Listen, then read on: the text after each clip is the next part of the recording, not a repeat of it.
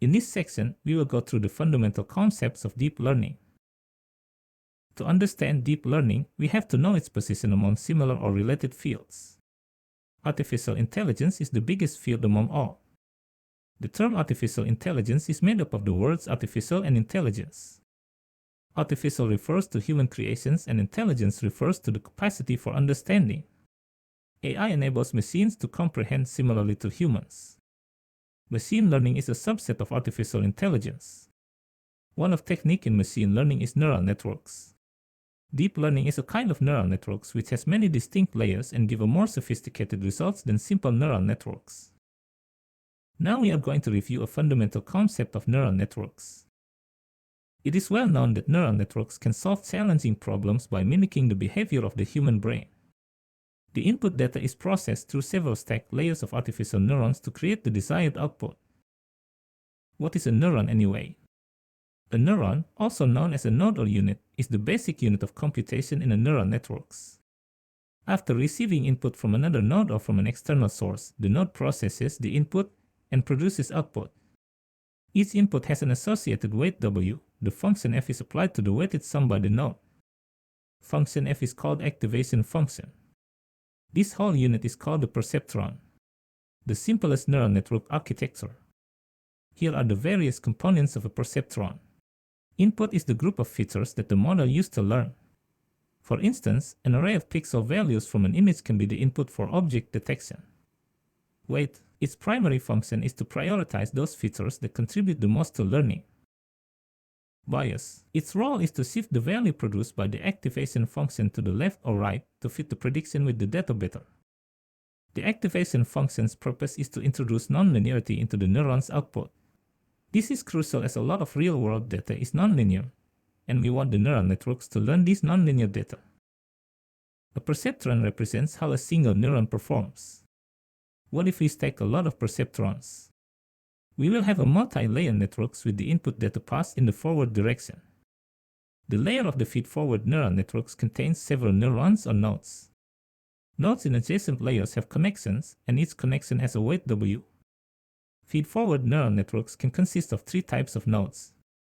Input nodes bring data from the outside world into the networks. No computation is performed at the input node, only information is passed to the hidden node. Hidden node computes and transfers data from the input node to the output node. Computation will be performed and network's output will be generated at output node. In general, deep learning networks have numerous hidden layers which make them called deep neural networks. We could not find any solid reference on how many hidden layers that make a neural networks called deep neural networks. However, a deep learning hidden layers are associated with extracting features, whereas standard neural networks use neurons to transmit input to get output with the help of various connections. Now we are going to talk about why the residual network or ResNet is very important. More hidden layers typically give networks the chance to learn more effectively. However, it could lead to gradient problems like vanishing or exploding. The product of n derivatives will occur in a network with n hidden layers. The gradient will decrease exponentially if the derivatives are small, which causes the vanishing gradient problem.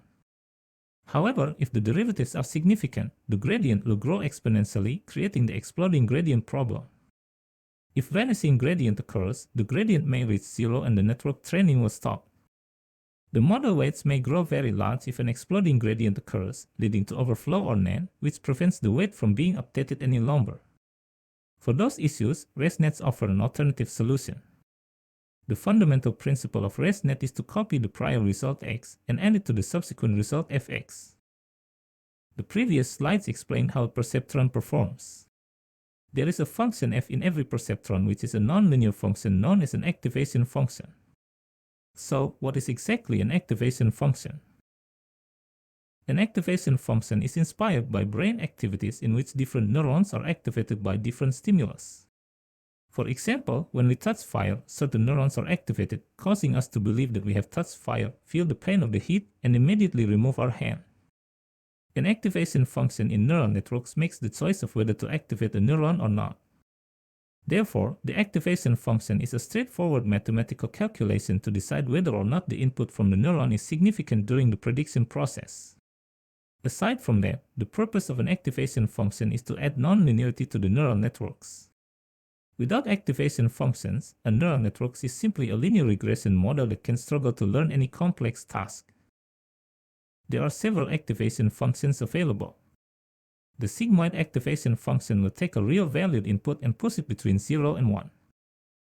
The hyperbolic tangent activation function will take a real valued input and push the value into the range of values -1 and 1. Rectified linear unit, which is abbreviated as ReLU, is one of the most popular activation functions.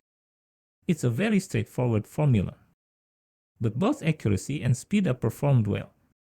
This activation function only limits the number 0. This means that if x is less than 0, then fx equals 0, and if x is greater than 0, then fx equals x. Leaky ReLU modifies ReLU by allowing small negative values when values are less than 0. Leaky ReLU is used in YOLO V3.